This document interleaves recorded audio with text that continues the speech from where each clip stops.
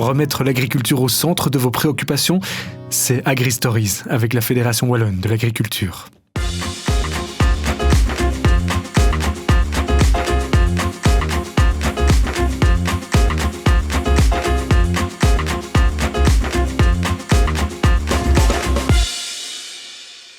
Ok, fini de bosser, je vais aller chercher un petit truc à manger.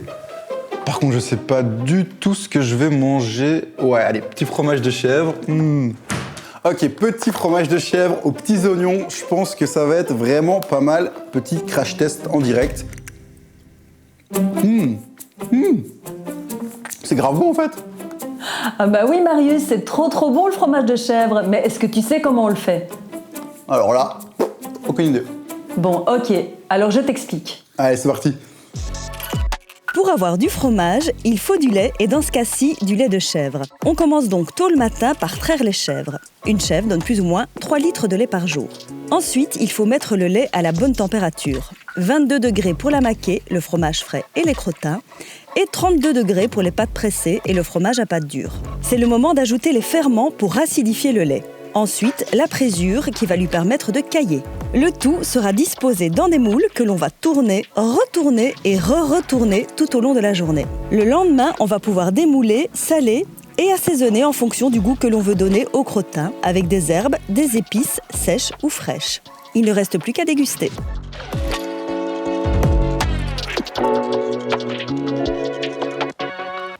Hello Marius. Salut Corinne. Tu es content d'être là? Ouais, super content, je caille, il est super tôt, c'est l'heure à laquelle je rentre de soirée d'habitude. On va passer une bonne journée, ça va être cool. Bah oui, mais la vie à la ferme, ça commence dès le lever du soleil. On est ici à la petite campagne à Beauvais, c'est la première d'AgriStories. Tu vas aller retrouver Dominique parce que tu vas tester la vie à la ferme. Yes. Toi, tu vas retrouver Antoine. Exactement, je vais aller voir ce que c'est que le métier d'agriculteur. C'est parti? On y va? Allez, c'est parti.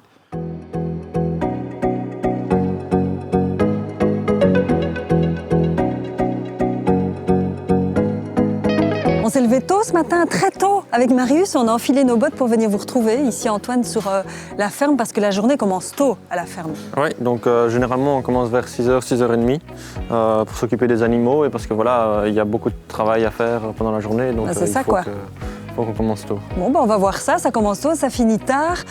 C'est quand même un sacré métier que vous faites ici en famille. Il y a ton frère Louis, ton papa Dominique, ta maman Laine, et donc toi, et vous êtes aussi très diversifiés. Oui, donc moi et mon papa, on s'occupe plus de tout ce qui est la ferme en général, donc les animaux d'élevage, les travaux au champ. Il y a la bonne gestion de la ferme.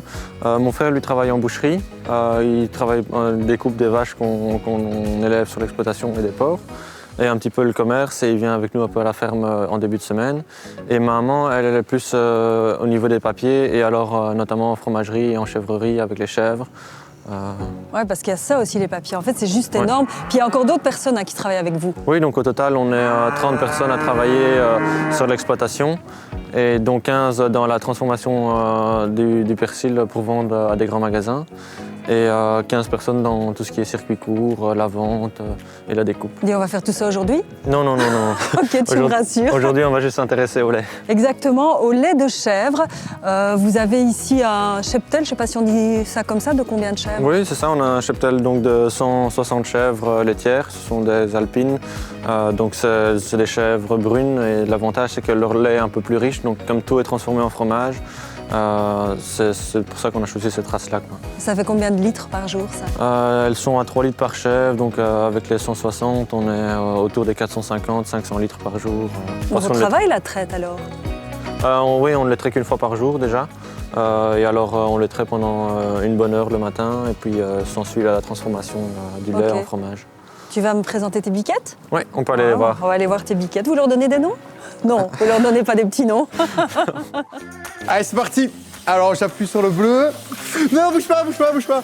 Dominique, aide-moi si je le fais mal, hein, tu me le dis. Non, vas-y. Voilà, c'est trop facile. Allez, next. Plus que 50. Ouais, allez, suivante. Doucement, je suis ton pote, je suis gentil, je suis ton pote. Je suis pas stressé. Je fais ça tous les jours, tout le temps, j'adore ça. Ne bouge pas. Ça a l'air d'aller, là. Ça va, cocotte? Ah, tu dois sentir s'il n'y a plus de lait. Hein. Ah oui, je vais sentir. Passe la main. Ok, je passe la main là. Oh, ça risque pas de me... Non. Ah, j'appuie en même temps. Tu arrêtes l'air, en fait, et tu appuies. Voilà. Il fait ça tous les jours, d'ailleurs. Moi, je suis sur TikTok tous les jours, tu vois, Dominique. Ah oui, mais... Je suis pas trop sur les chefs, tu vois. Ne fais pas caca dessus. Ah non. Voilà. Trop facile, trop facile. Allez, on se libère, les copains. Allez, les gars, non, les frérots, c'est par là-bas, c'est par là-bas. Elle s'est perdue, celle-là. Mais voilà, facile. L'autre, non, l'autre, celle-là oui. Par là-bas, par là-bas. Allez, les frérots, go, go, go. Retour à la maison. Non, par là-bas, il est Oui, elle est gourmande. Par là-bas, par là-bas. Allez, Jean-Claude. C'est des filles, referme. c'est pas des garçons. Ah oui, merde. Bah, Jean-Claudine.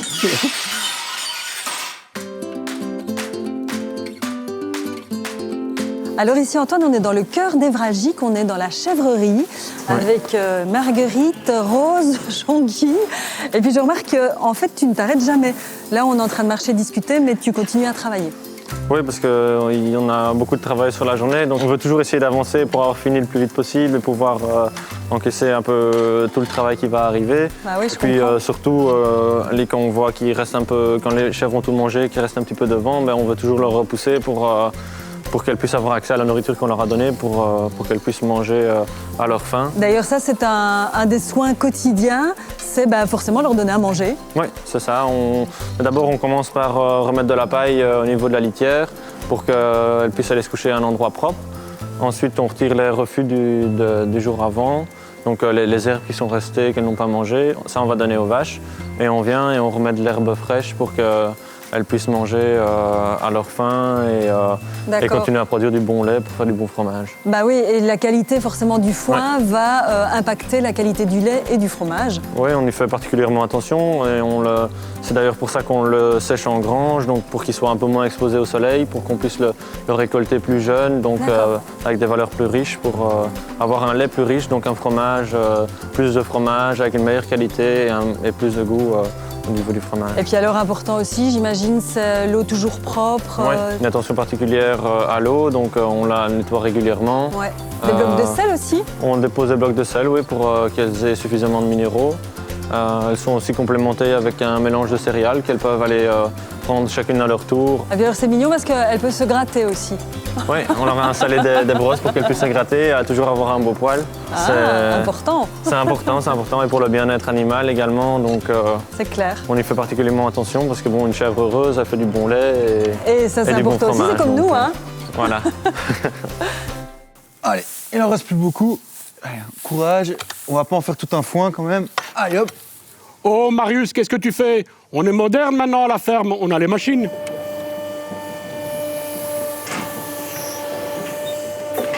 C'est génial! Allez, c'est parti, petit tour en griffe, c'est parti. Ouh, trop facile. Attention à ta tête, Dominique, attention à la tête. J'ai l'impression que je vais vers l'arrière. Ok, doucement, doucement, Marie, doucement. Ok, là je prends. Ok, là on est bon. Et je remonte. Ok, là il y a un beau petit tas. Non, c'est pas ça que je veux faire, comme ça. Voilà. Ok. Je suis plus fort sur l'ordinateur, hein. Ah, PlayStation. Ça passe? Oui, vas-y. Ok, allez, hop, mais c'est trop facile, je suis trop fort, hein, putain. Hop, je descends et je lâche. Ben oui, monsieur, allez, 10 sur 10.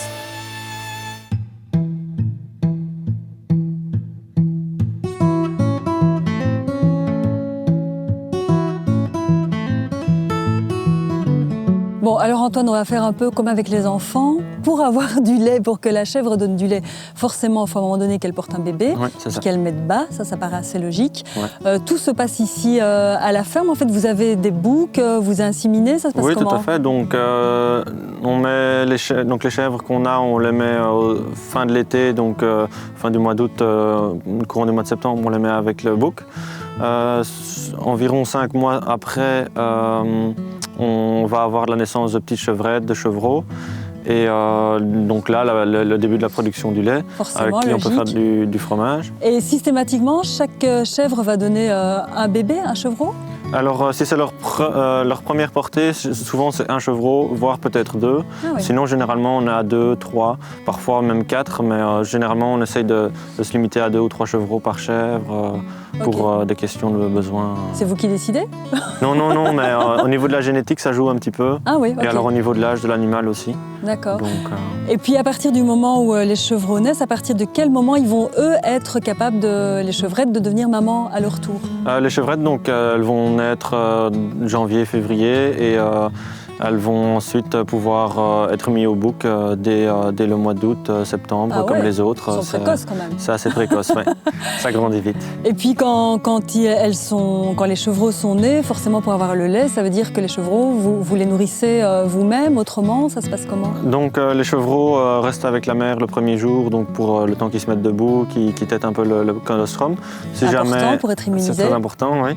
Et alors si jamais on voit qu'ils ne têtent pas convenablement, alors là on donne directement un biberon de colostrum D'accord. pour être sûr qu'ils ingèrent bien et après on leur donne de la poudre de lait pour pouvoir récupérer le lait des chèvres pour le transformer en fromage. Ouais, c'est logique. Ouais. En tout cas, c'est un fameux boulot, c'est un fameux métier, faut être hyper polyvalent. Oui, c'est ça, il faut à la fois être agriculteur et aussi un petit peu vétérinaire, si je puis dire, Ouais. de devoir parfois aller chercher les chevreaux quand ils sont mal mis. Moi, je suis pas encore prête, hein, là.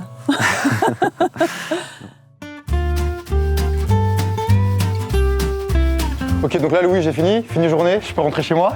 Ah non, pas encore. Tu pourras seulement rentrer chez toi quand tu auras fini de donner le bibi à tous ces petits chevrettes.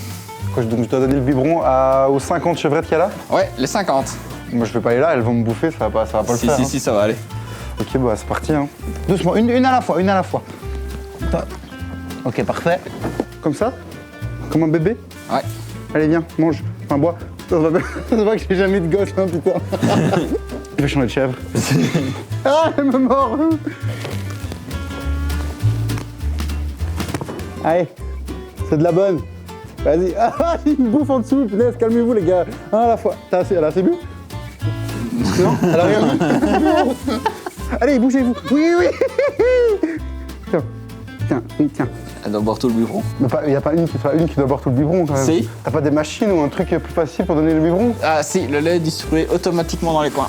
Et tu sais pas me le dire plus tôt, non? Ah non. Donc ici, Marius, dans chaque box, tu verras, tu auras à chaque fois 2 petites tétines où le lait se fait distribuer automatiquement pour les chevrettes. Ok, donc plus besoin d'utiliser le biberon alors. Plus besoin, non? Ah, ça c'est l'ancienne quoi, c'est l'ancienne méthode. C'est l'ancienne méthode. Ok. La méthode avant que tu n'arrives. Ouais, fallait me le dire. Hein.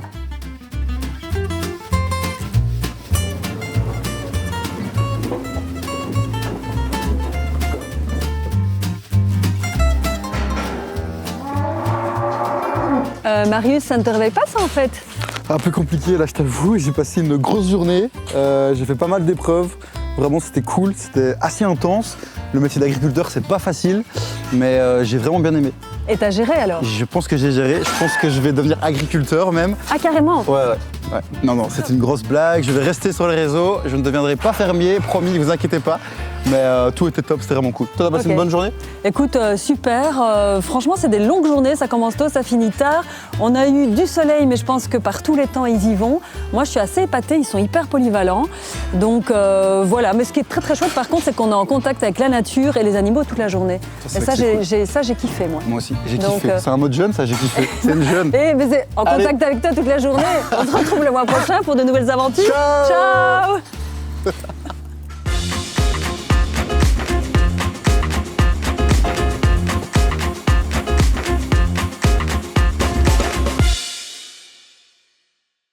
Remettre l'agriculture au centre de vos préoccupations, c'était AgriStories avec la Fédération Wallonne de l'agriculture.